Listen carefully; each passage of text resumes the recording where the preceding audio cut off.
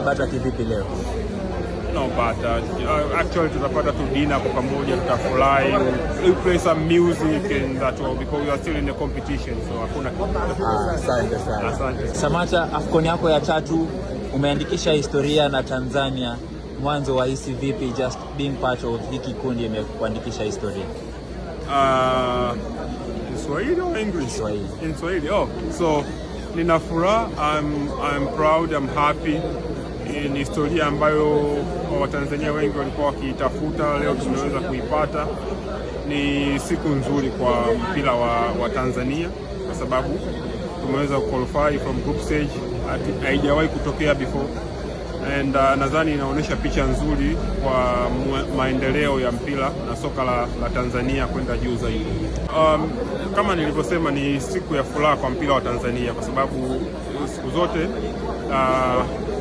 tunajaribu kusonga mbele, tunajaribu kupanda hizo viwango, kupanda hizo level, na leo nadhani imekuwa ni siku nzuri kwa sababu tunaonesha ni jinsi gani soka la Tanzania linapotoka from chini kwenda juu.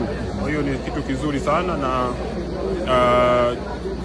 for East Africa as well, kwa sababu inabidi tuwe tunasonga. Ukiangalia wenzetu West Africa wameweza kupiga hatua sana, kwa hiyo hata East Africa inapopatikana timu ambazo zinaweza kusogea inakuwa ni jambo zuri, na nadhani ukiangalia hata katika viwango vya FIFA Tanzania ndo kidogo iko chini.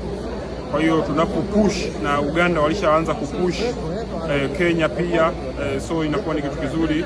The whole East Africa one day itakuwa the best is strongest kama West Africa na North. I think this is North there.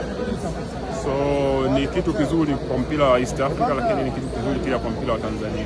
That's true. Kwa sasa hivi kwa sababu wachezaji wote wana furaha, I'll leave them, let them celebrate this night.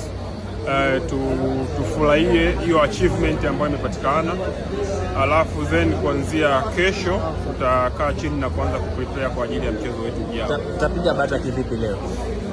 No, but actually tutapata tu dinner kwa pamoja, tutafurahi, we play some music and that all because we are still in the competition, so hakuna. Asante sana. Asante.